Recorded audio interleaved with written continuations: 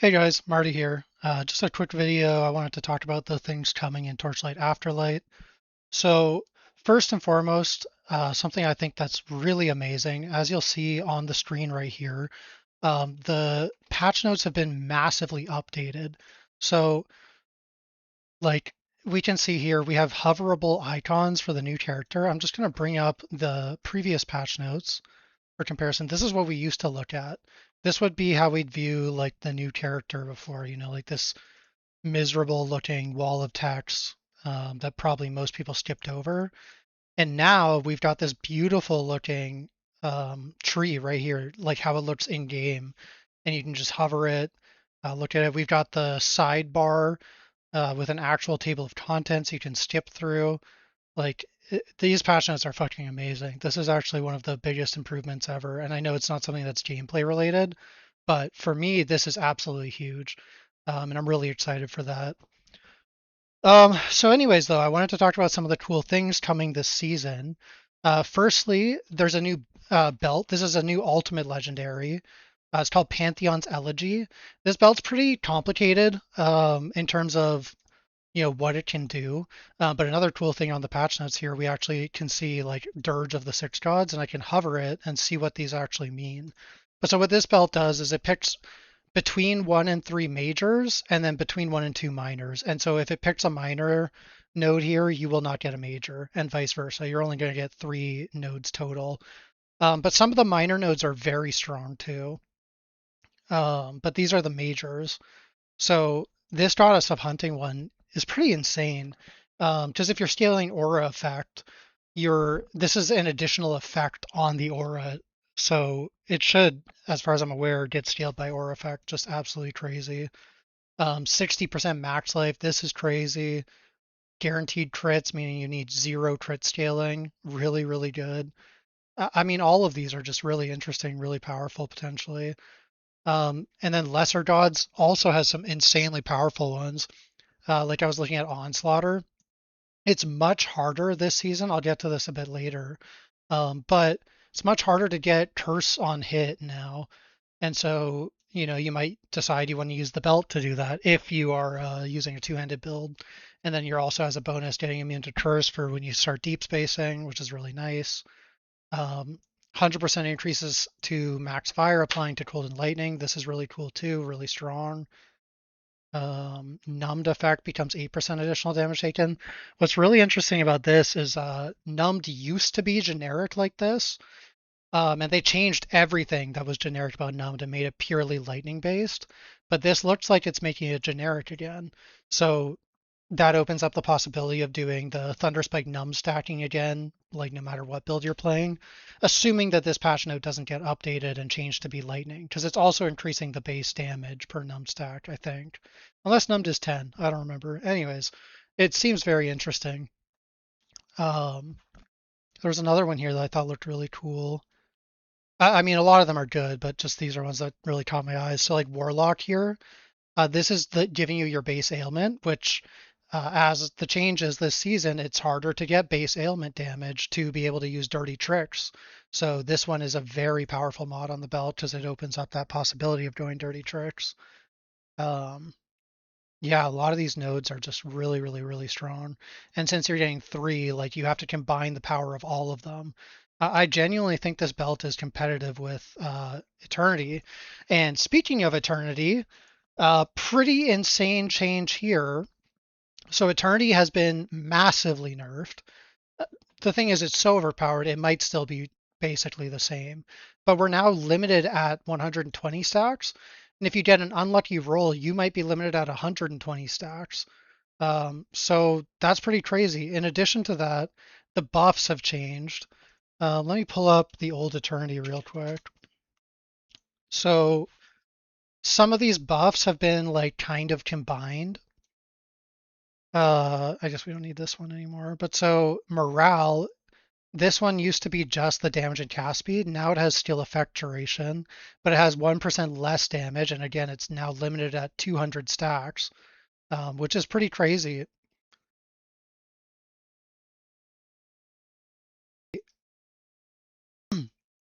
And then we've also got Nightmare, this is now got restoration speed, but the crit chance got nerfed significantly from 5 to 2. A lot of times with an Eternity, you were over capping crit as you're building your character usually to be close to crit cap, if not crit capped. So losing the crit might not matter, but what's going to matter is, instead of getting to 600 stacks of crit damage, now you're only getting between 120 and 200. And maybe the corrupted version might go up to 300. I don't know. But those are pretty significant. The Reap restoration speed is a weird one here because the way Reap CDR, it means Reap CDR as far as I'm aware, but the way Reap CDR works is it's breakpoint based. So I don't really understand why you would be going for this. Like, it's not like you're going to build around not having a CDR breakpoint and getting it halfway through the map because of your Eternity stacks. Maybe, like, before you can quite hit it, it's allowing you to get one breakpoint higher or something like that, but it's a little bit strange to me. Shadow is now 1 skill area, 0.25 move speed, and prod speed. So the prod speed is new, and it's potentially pretty good, but we lost a lot of movement speed and skill area on this. Actually, did we lose a lot of movement speed? So we now get 200. I guess we lost a little bit of movement speed. If you had a max roll, you're looking at 40% movement speed now. Versus 50% before. It's not that much worse. And then 200 AoE versus we used to get 250. So I guess it's not like that crazy of a nerf on this node. And you are getting the prod speed now. So maybe this one you could even consider comparable slash maybe better, which is kind of interesting. Guard is now giving max life, which is interesting, and max mana. 0.4% defense. We used to get 5%. The ailment, I never used this. I don't know anyone who did, but maybe people were capping ailment avoid with this for mapping. Sounds a little bit awkward to me, but so not something I ever did. But 5% per stack and it was uncapped, down all the way to 0.4% and capped, which means at max, you're getting 80% defense, 80% life, 80% mana. This one is a massive nerf. And guard is historically one of, if not the best Eternity mod, like the one that you want corrupted to get 2 stacks the most. So this is pretty major, especially for ES builds. Halfway through a map, you're at 20, 30,000 energy shield. And then obviously defense stackers were getting crazy damage out of that as well. But even just like a regular ES build, you were getting an insane amount of ES. You're now just getting 80% defense. It's pretty significant, but it is actually relevant for life now, which is interesting. So it's like a buff for armor and evasion builds to some extent. Eternal Rain stays the same, still going to be 10% multiplicative additional damage, so that's good. So overall, looking at it, I think Eternity is still good.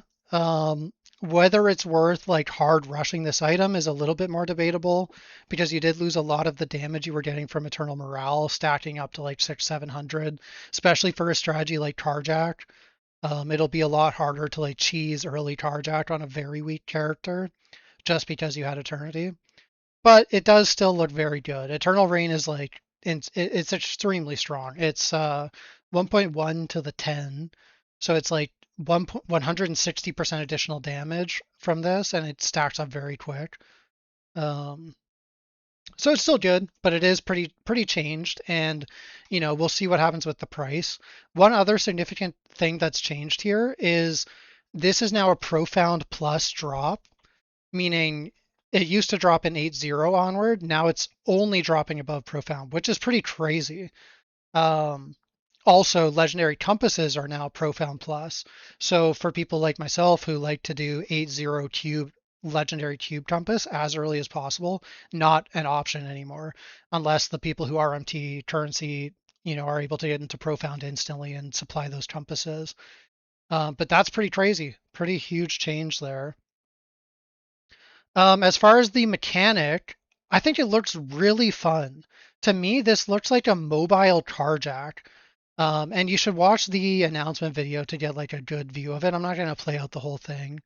But basically, to put it simply, the way this mechanic works, It's like an escort that runs around the map and it goes as fast as you allow it to. The faster you're going, you'll get a higher rank and get more loot out of it.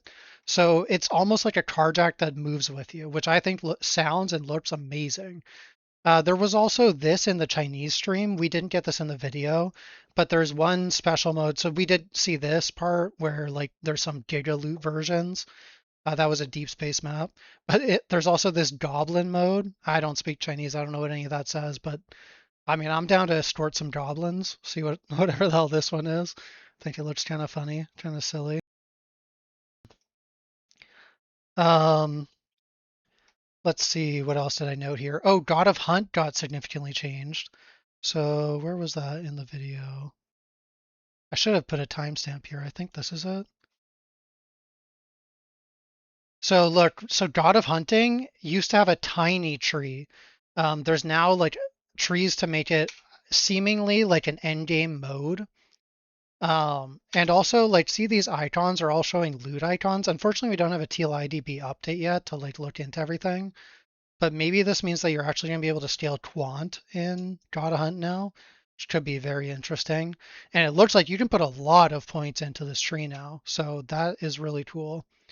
And so there's this mode, you can see NPC name, it's very much a test server. But there's God of Hunt bosses like spawning throughout the map in this now, which is really cool. Maybe this will be like a viable endgame deep space strat to like main and potentially like an F2P strat because there's no pets for God of Hunt. So, this is something that if you scale it and it works well for data hunting or for like endgame mapping, yeah, it could be very good for F2P potentially. One other really interesting thing. So the new mechanic, it modifies slates in a very strange way. I gotta find that here. Oh, here we go. So look at this. So these are the new slates from the new lead mechanic, and some of them have like prescribed forms, it seems. I haven't looked super deep into this, but they've got like crazy powerful nodes on them. They have the ability to like, watch this right here. This is crazy to me. Look, 70% increased effect of slate talents along the lines connecting offspring to offspring.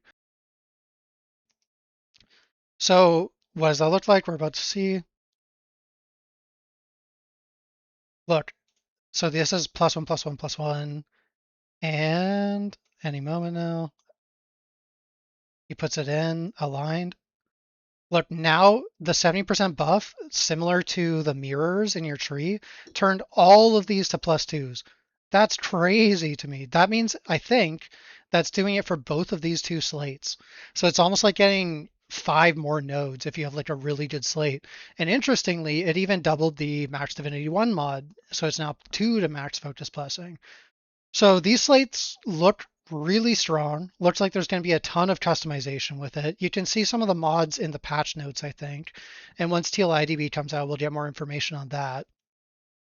Now we'll talk about the new character really briefly. I think I'm playing the new character. Unfortunately, we can't do any testing with it, obviously, because it's brand new, but I think it looks really cool. What it is a Terra-based character. So currently we don't have that many Terra skills, but there's like Frost Terra. I played that a ton on Gemma 2, and I think it'll be really fun, so I want to try it on her. But her main gimmick is that you can only have one Terra active at a time. Previously, we could like alternate Terras. We could use different types of Terras. But on her, you're only going to get one, but you're going to get a lot of buffs to that Terra. And it's going to follow you around. And they increase the durations of all the Terras. So I think it's really cool. And this note is what really made me tempted by her. So if you scale duration, this has a 5-second interval of giving you a buff. At level 5, they last 8 seconds. So if we get enough duration, which would be like 80-ish%, to have a 15-second or even 14, 13-second duration on the buffs, you have almost 100% uptime or 100% uptime on 50% movement speed, 20% life and ES recovery per second, and this damage node, which I haven't read closely enough to know exactly how much damage it is because it ends after 30% of their life. I don't know. But it's really cool. So I'm super excited. to try this character. And if it doesn't work out, I think I will either play Thea 2 or Rosa 1, which kind of segues into the next thing I wanted to talk about. So they seemingly fixed Thea this league. If anyone watched my league start last league, I had a really powerful character. I was around 250 billion DPS day one, but the circle mechanic on Thea was just terrible. It as soon as it went away, I would lose all my tenacity charges. So I was doing, instead of doing 250B, I was like 30B, just lose all my damage. Um, but they've changed it, and this looks promising. So right now, you need a preparation skill in order to be able to automate your circle, which you would do really want to do. It's a pain to manually cast it. But they changed that, and now automatically does it every 0.4 seconds. I don't know if this can override the cooldown or not, because we only have this text to go off of. But if this overrides the cooldown, this character will be insanely strong. It did get a bit of a nerf because they removed dream talking this league, and I'll talk about that. That's what I was alluding to earlier. But so you're not going to get tenacity blessing dream mods on your weapons for very cheap, stuff like that. But yeah, triggering your domain immediately, and it's prioritizing close enemies. So the issue I was often running into is that when there's nothing in her circle, it resets the cooldown, so you can put it back down. When you're in the circle, you're getting a ton of damage and you're getting all your agility converted to tenacity. When you're out, it converts all your tenacity to agility. Um, Basically, a mob would get stuck with my circle on it on the edge of my damage because it was bigger than my ground shaker AoE, and then it wouldn't reset the cooldown. So I'd start having to run around for 5 seconds waiting for my circle to come back or trying to find that mob desperately. And this seems like it fixes that. Then there's this change too, which is really major. For anyone who doesn't know, there's a difference between interval and cooldown in this game. So a debuff or buff that applies at an interval, you can scale that with skill effect duration. But with a cooldown, you can scale with skill effect duration and cooldown reduction. So this becoming a cooldown instead of an interval, where is it? Yeah, 10-second interval versus 10-second cooldown means that now we actually can have 100% uptime on the low life damage. So I'll just show you what that means. That's the warrior node right here. 25% additional damage against low life enemies. You can have 100% uptime on this on Thea 2 very easily now. You just need a little bit of CDR, which you're getting some in the Lich Tree, and a little bit of skill effect duration, which you're getting some in the Lich Tree. So very easy to solve that now. Really, really, really good, in my opinion. Is the character going to be really strong this season? Maybe.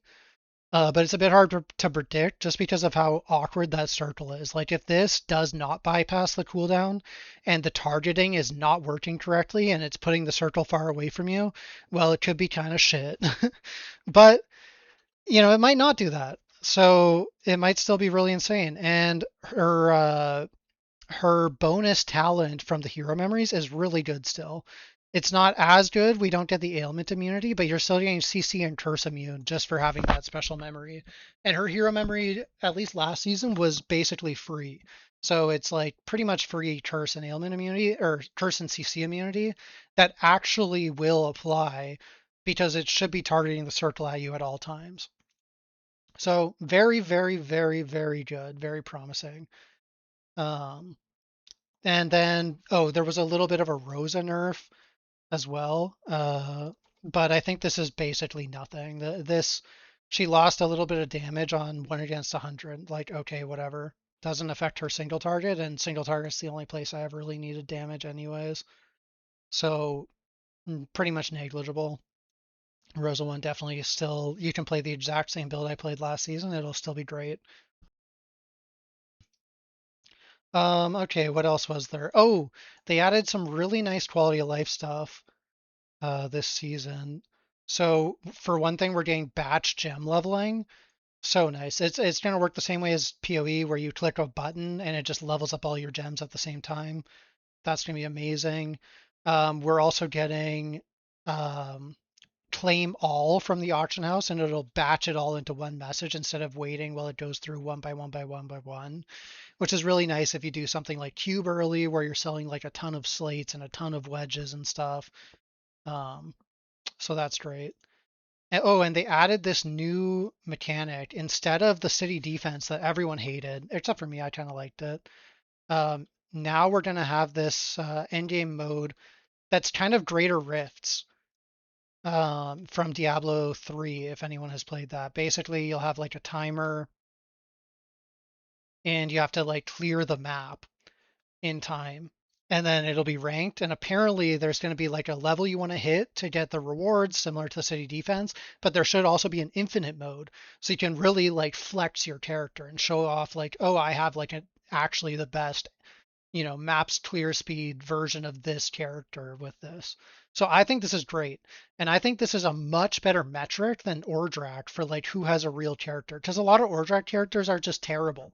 Like you wouldn't map with your Ordrak setup because you have no movement speed. You've got like everything into damage excessively. Versus this is going to actually require balancing a fast character, a high damage character, and a tanky character because it's just a greater rift or it's a map. So I think this looks amazing. I'm really excited for this. I don't know if I'm going to push it super hard this season, but in the future there will be a season where I go super hard, grind out the whole season, try to like top out the like leaderboard for my character on this. It sounds really fun. So then one other thing in the patch notes that I think is interesting.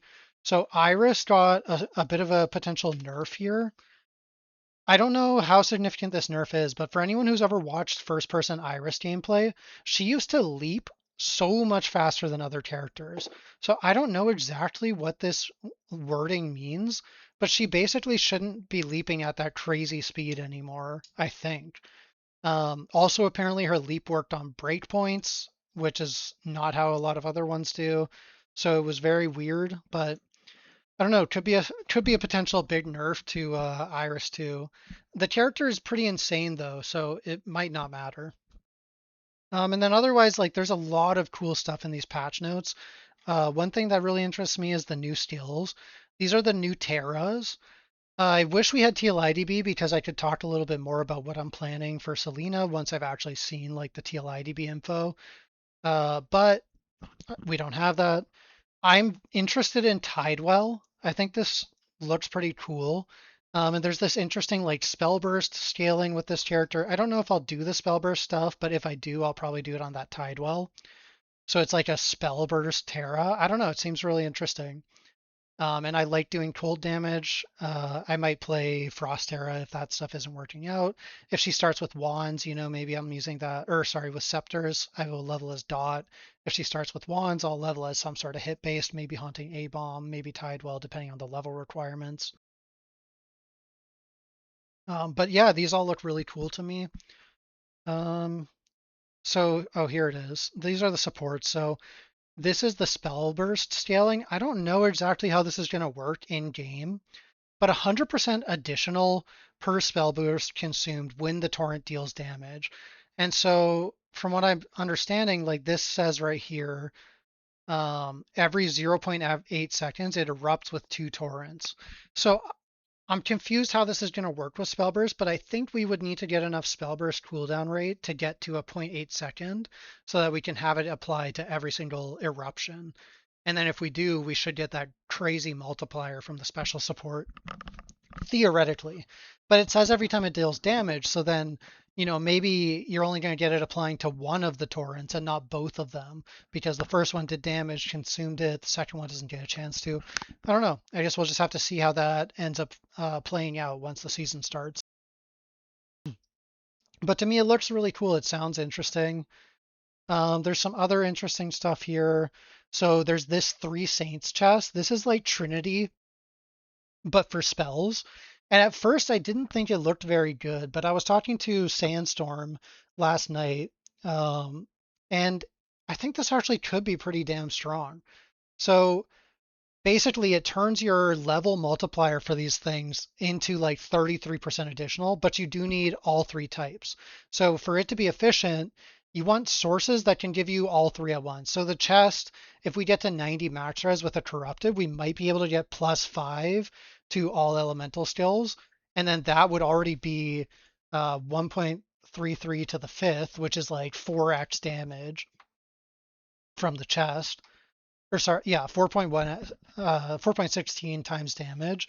But then if you were to use like a mirror or use like a slate to get three more levels, all of a sudden the chest becomes like 9.7x damage. It's not quite that because obviously you would already be getting the levels from the gems, so you'd have to divide by the multiplier you would get from the gems. But anyways, I mean, it looks pretty damn strong if you build around it and figure out a good setup for it. So definitely worth considering, I would say. Silent Monologue. This thing, to me, it looks like garbage. I've never played Evasion in this game. I don't intend to start playing Evasion in the game. But, if you're into that, try it out. Let me know how it is. Most likely, Silent Aria is going to be like a leveling weapon for the new character. Broken Dreams might be as well, potentially. These boots looked pretty interesting. They're like a min channel stacking boots. Basically, what they do is um, when you exceed your maximum minimum, you you get like immunities and you get a bunch of damage. So it allows you to stack min channels the same way you would stack max channels. And they might be pretty damn good, but it's hard to say. And I'm not someone who plays channel builds, so I don't want to, give false information. But I think they look interesting. They look kind of cool. Hopefully somebody builds something interesting around it. And then, okay, so the next thing I want to talk about, Dream. Dream talking is gone. Boom. I kind of mentioned it, but what does this mean? What's significant about that? Well, most of us got our curse on hit from Dream, especially early. Later on you're using Priceless Ring or something or Priceless Neck for it, but early on those bases barely exist and they cost thousands and thousands of FE, whereas like a dreamed version might be like 2 or 3 thousand FE. So that's pretty major. Same with base ailment damage. Now, those bases do exist. Usually it's a lot cheaper to get a base ailment neck than it is to get like a dream enchanted neck. But with dream talking being gone, that may not be the case anymore. So if you want to run dirty tricks, well, you can't get it from dream. So you might need the new belt. You might need a base ailment priceless neck. I don't know. That's pretty insane. Significantly reduce the drop rate of inverse image. This is pretty insane too. Um, Inverse images were already really expensive for good rolls. And what does significantly mean? I have no idea. To me, significantly would mean like at least a third. Otherwise, I would say like reduce the drop rate. Now, there are translation differences. I don't know. Maybe significantly means like half. Maybe it means 20 or 30% less. But it might mean 1/5. It might mean 1/10. So we might see some crazy expensive inverse image prices this season. So if you want to farm Overrealm, well, maybe you're selling unID'd inverses for 10x what you sold them for last season, but getting significantly less. And what's interesting is, let's say they half the drop rate. That doesn't mean that inverse images are doubled in price because demand isn't going anywhere, but supply is. So you run into a situation where supply no longer meets demand. So instead of going up by 2x, you might see the expensive ones go up by 10x. You might be looking at like triple medium levels of price for getting like a really good inverse that might have cost 10K before. So I don't know. We'll see what that is. They also reduced doll drops. They made the compasses more rare. So we might have a significantly lower supply of compasses. In addition to, of course, they only drop legendary ones in Profound onward. So I don't know. And then the same situation here with wanted gameplay. People are concerned about this for Outlaw. I actually think this is fine. Outlaw has a supply and demand thing similar to what I was talking about with the inverse images, where this season the mats were so common that the prices went to the floor. But everyone needs a sequence on their weapon.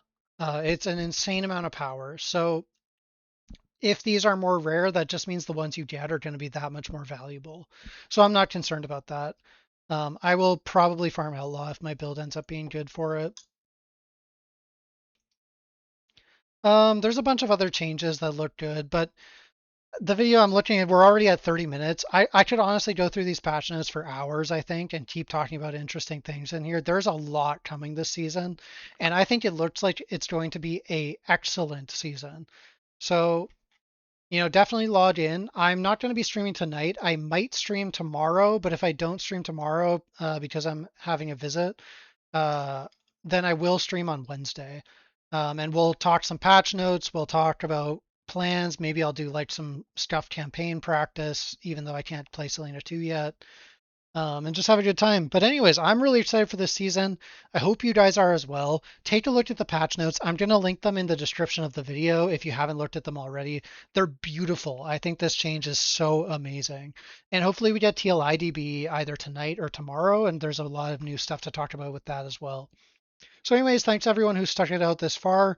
Hope everyone's excited, and I will see you in my streams. I will be streaming the season again, obviously. Oh, I'll also, oh man, I'm such a long goodbyer, but I'm also going to be making a filter for my Selena 2 leveling once I know what she starts with and everything.